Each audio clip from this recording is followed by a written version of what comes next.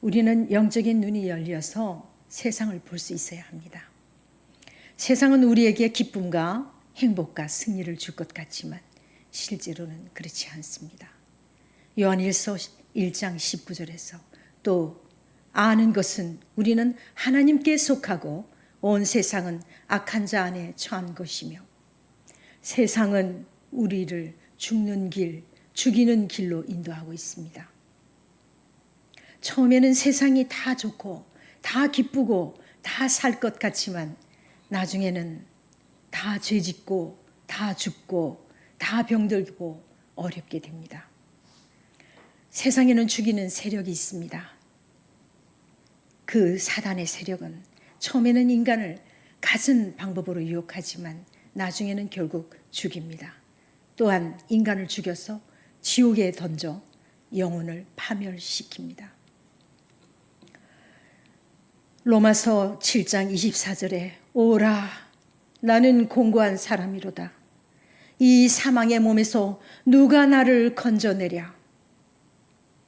이 세상에서 나를 건져낼 존재는 이 세상에 없습니다. 어떻게 이 세상에서 나올 수 있습니까? 이 세상에 빠져가는 사람들을 또 어떻게 건져낼 것인가?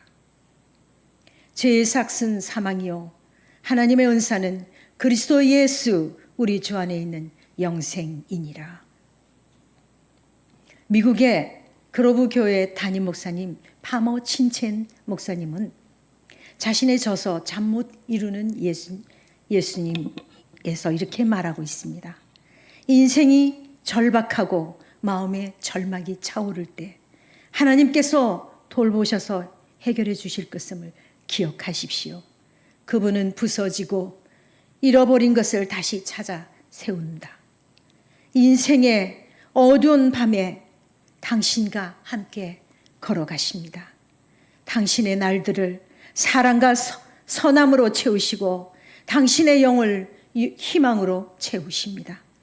예수님이 못 박히시던 날은 대낮인데도 밤처럼 어두웠고 그분은 어두운 지구에 아침 해를 가져다 주셨습니다. 어두운 밤은 영원하지 않습니다. 하나님은 모든 것을 아름답게 회복해 주시는 하나님이십니다. 라고 그의 저서에서 이렇게 말했습니다. 바로 그분이 예수님 한 분이십니다.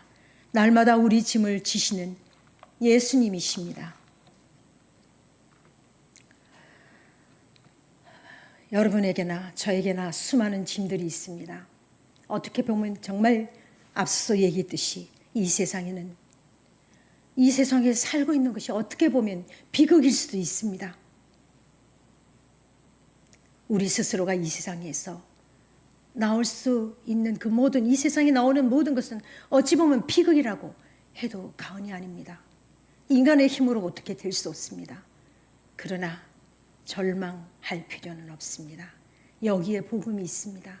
우리를 살리시는 그분 예수 그리스도를 만나면 됩니다.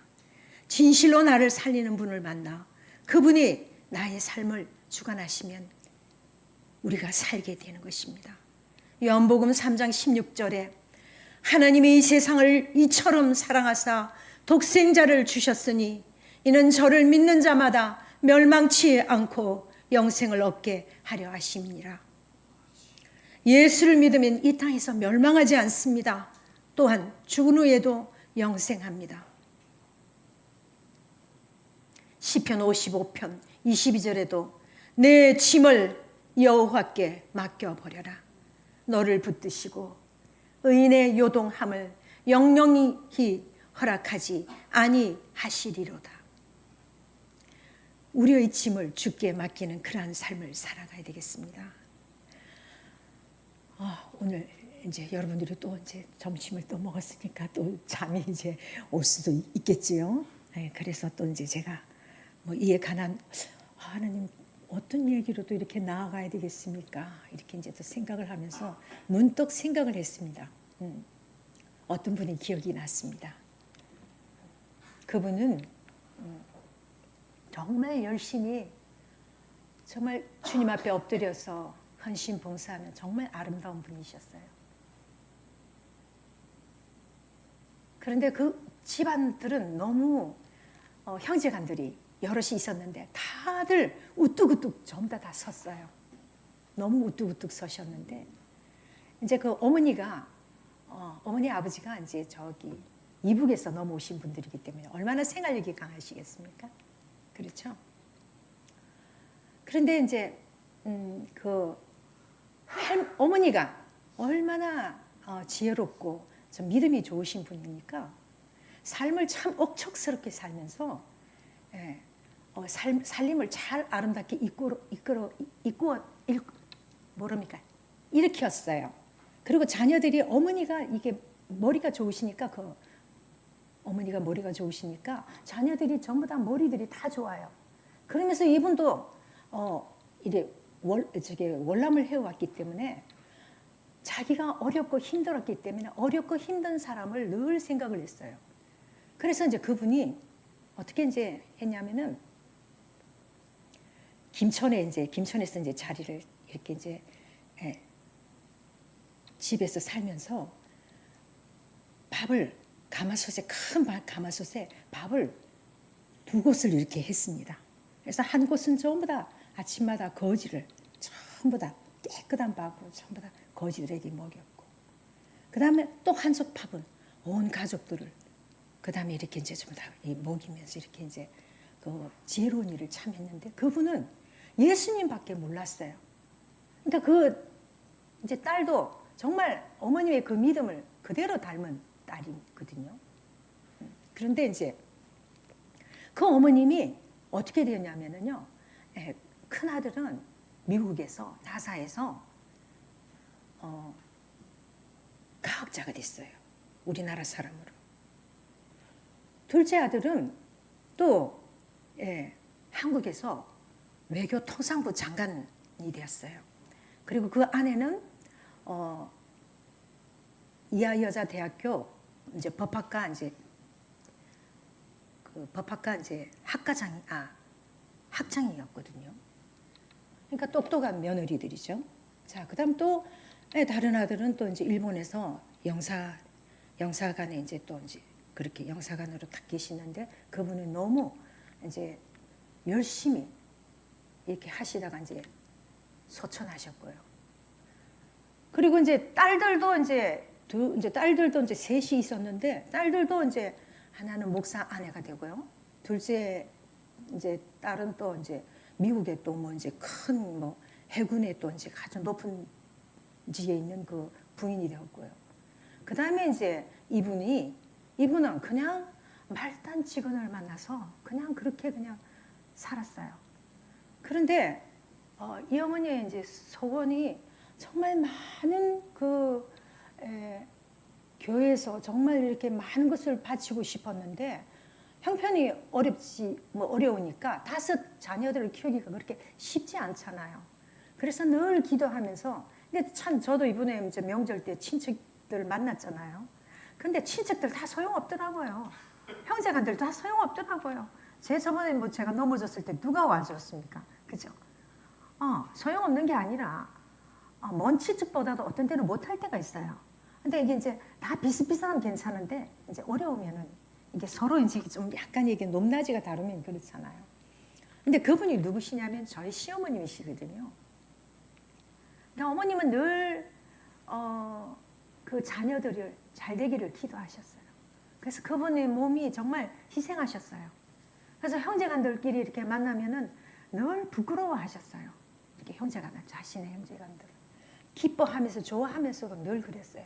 그러면서 이제 늘 엎드려서 기도하고 교회에서 그렇게 하고 어머니가 권사님이 되고 싶었지만은 정말 권사가 되고 싶었어요.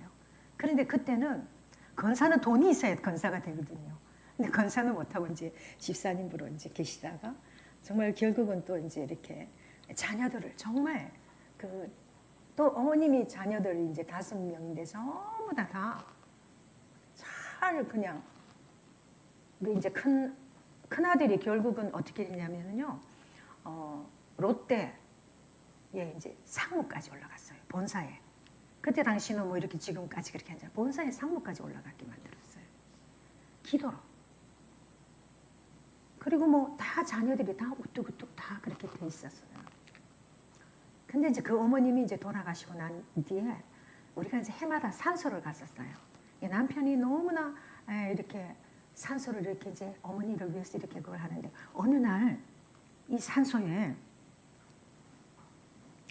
아버님이 이제 결국 또 아버님도 이제 연세가 드셔서 돌아가셨는데 아버님하고 이제 같이 옮기려고 묘를 이장을 하려고 어머니 그 산소에서 이제 그때 김대한 목사님을 모시고 이제 딱 가셨어요. 갔더니 저희들 보고 보지 말래요. 보지 말라고 그래요. 그래서 무슨 일이 있었느냐? 그 산소에 저번에 그 큰 그 뭐야 빗물이 들이차고 홍수 때문에 어머니 그 간이 물에 차가지고 시체가요. 반은 썩고요. 반은 그대로 남아 있어요. 그러니까 저희들 보고 보지 말라 그랬어요. 자, 그러면 여러분들 어떻게 생각했어요? 안 믿는 사람이 볼 때는 이 가정들은 어떻게 되겠어요? 이 자손들은 어떻게 되겠어요? 망하겠죠. 이분이 어떤 분이었어요? 정말 주님밖에 모르시는 분이에요. 자기 자신을 희생한 사람이에요. 그런데요, 다 자녀들이 너무너무 잘 됐잖아. 아무 어려움이 없이 어머니의 그 기도대로. 우리가 믿는 하나님은 어떤 하나님이십니까? 역사를 이루시는 하나님이십니다. 다들 잘 됐어요. 그 자손들이 지금 계속 명문 가정으로 다 이어가고 있어요. 누군가의 희생이 필요하다는 거예요. 자, 그럼 여러분들이라면 어떻게 하시겠어요? 그 짐을 누가 지시겠어요? 세상은 우리에게 짐을 주지만 주님은 우리의 짐을 져주십니다. 예수님은 십자가에 돌아가셨을 때 고통의 중에서도 쓸개탄 포도주를 거부하시며 우리의 모든 짐을 주셨습니다. 예수님만이 우리의 짐을 져주신다는 사실입니다. 어떻게 하면 내 짐이 가벼워질 수 있는가? 여러분들 짐을 다 지고 계시잖아요. 첫 번째, 마땅히 질 짐과 지지 말아야 할 짐을 구별해야 한다. 우리가 지지 말아야 할 짐이 있는데 그것은 바로 죄의 짐입니다. 비록 잘못해서 온 짐이라 할지라도 예수를 믿으면 됩니다. 이 짐이 먼저 벗어야 됩니다. 예수님이 십자가에서 피 흘려 돌아가심으로 우리의 죄를 모두 해결하셨습니다. 요한복음 11장 25절에서 26절 예수께서 가라사대 나는 부활이요 생명이니 나를 믿는 자는 죽어도 살겠고 무릇 살아서 나를 믿는 자는 영원히 죽지 아니하리니 이것을 내가 믿느냐? 예수님만이 우리를 살리시는 분이십니다. 그렇다면 어떻게 예수님이 우리를 살리는 분이십니까? 첫 번째, 예수님만이 죽음에서 살아나신 분이기 때문입니다. 사도행전 2장 31절에 미리 보는 고로 그리스도의 부활하심을 말하되 저가 음부의 버림이 되지 않고 육신이 썩음을 당하지 아니하시리라 하시더니 이 예수를 하나님이 살리신지라 우리가 이 일의 증인이로다. 예수님은 죽음에서 살아나셨기에 죽음에서 떨어지는 우리를 구원할 수 있습니다. 공자도 석가모니도 소크라테스도 죽고 끝이 났지만 오직 예수님만이 죽으시고 부활하셨습니다. 사도행전 2장 33절에 하나님이 오른손으로 예수를 높이심에 그가 약속하신 성령을 아버지께 받아서 너희 보고 듣는 이것을 부어 주셨느니라. 예수님은 하나님 우편에 앉아 계시고 지금 우리에게는 성령님이 와 계십니다. 우리에게 누가 와 계신다고요? 성령님이 와 계십니다.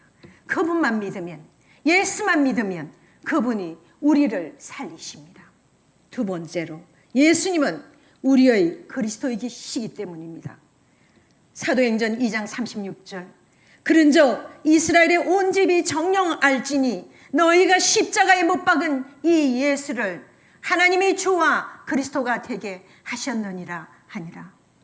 그리스도는 여러분들이 아시는 바와 같이 기름 부은 자, 구세주, 구원자라는 뜻입니다.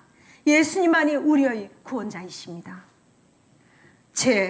우리가 아무리 노력해도 벗어날 수 없는 그 죄, 예수님은 우리를 죄에서 건져내십니다.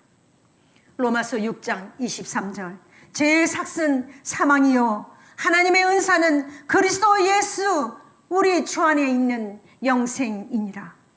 오직 예수님만이 우리를 죄에서 구원하십니다.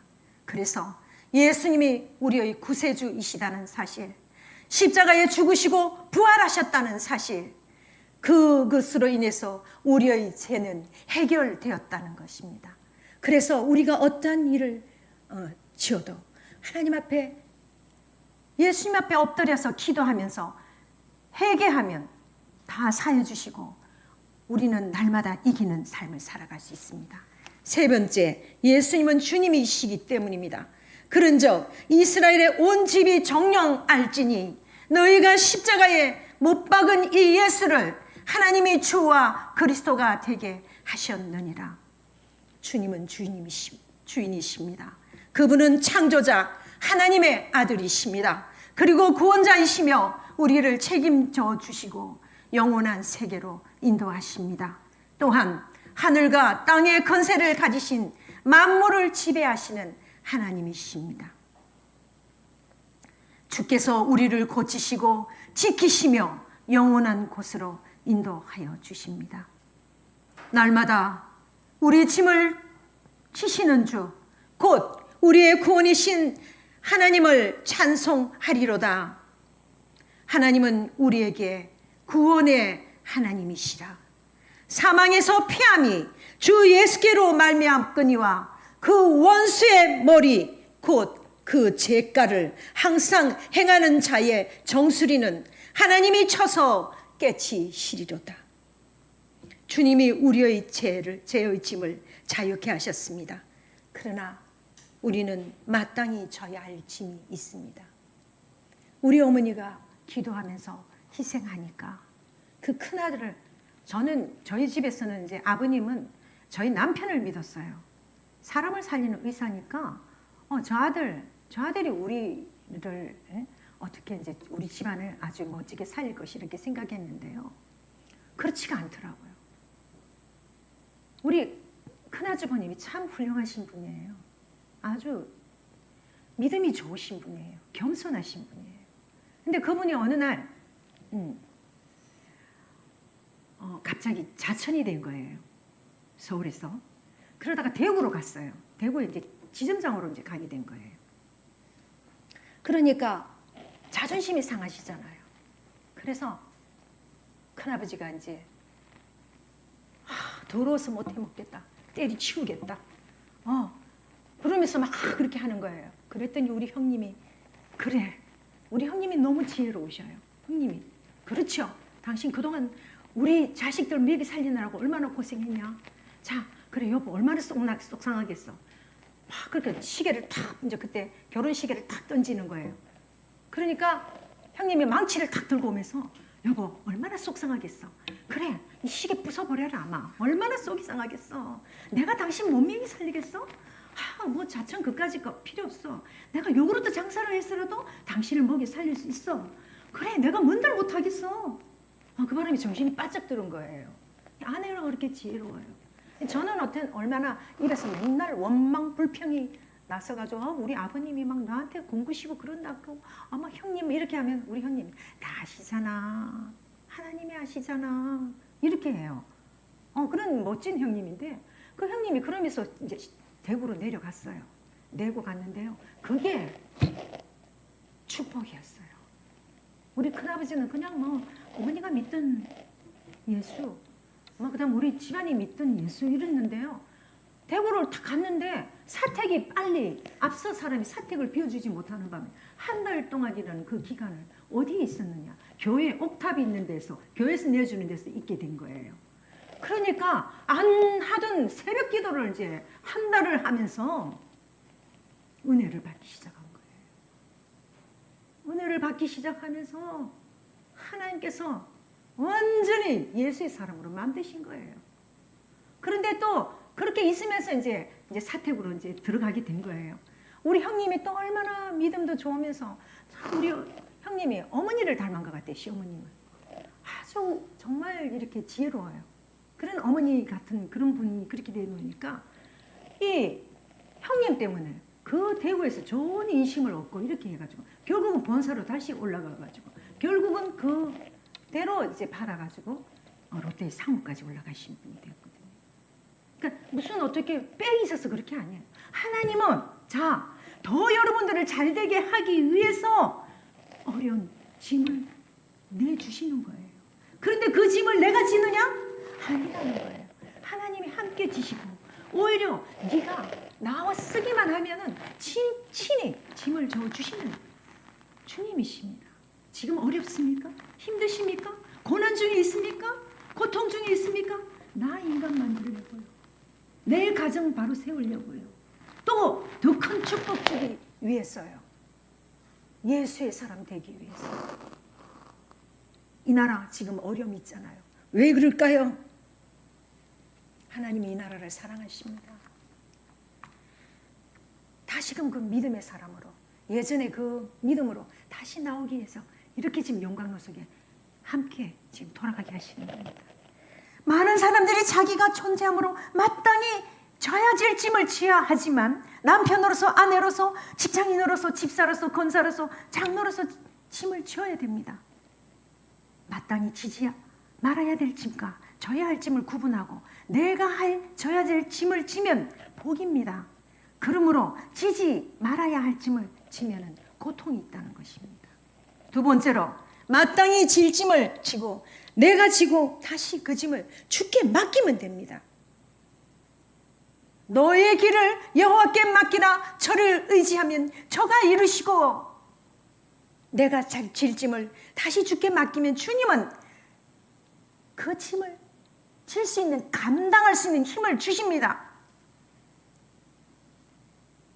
인간은 사명대로 태어났어요. 누구나 그 사명대로 짐이 있어요. 그렇다면 왜 주님이 그 질짐을 내게 맡기셨냐?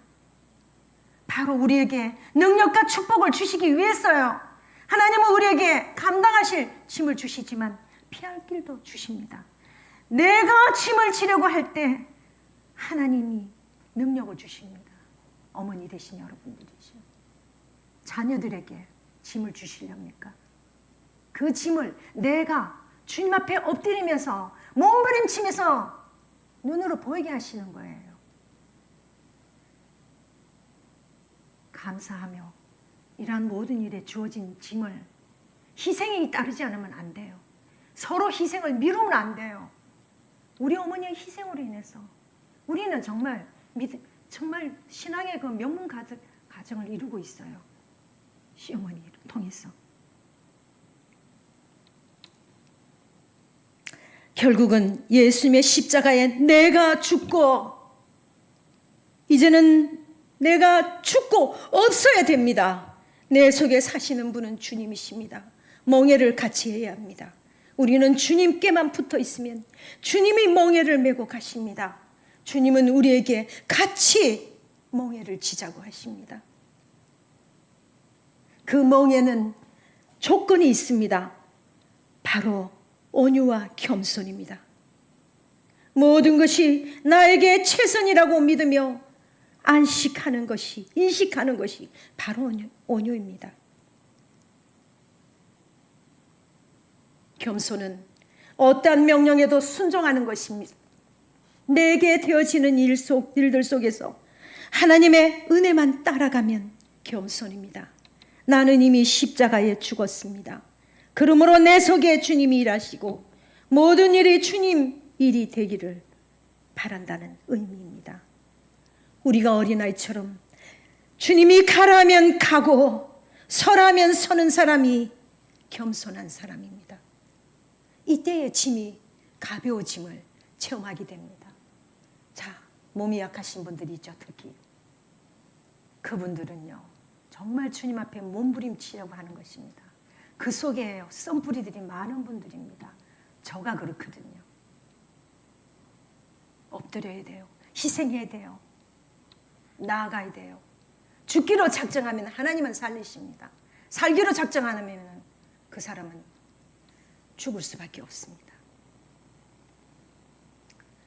원래부터 주님과 함께 지어야 할 짐을 주님이 메워주신다는 거예요. 마땅히 지고 갈 짐을 주님이 멍에를 지어주시며 주께서 인도하시는 것입니다. 우리는 참 자유를 누리며 승리하는 성도가 되어야 합니다.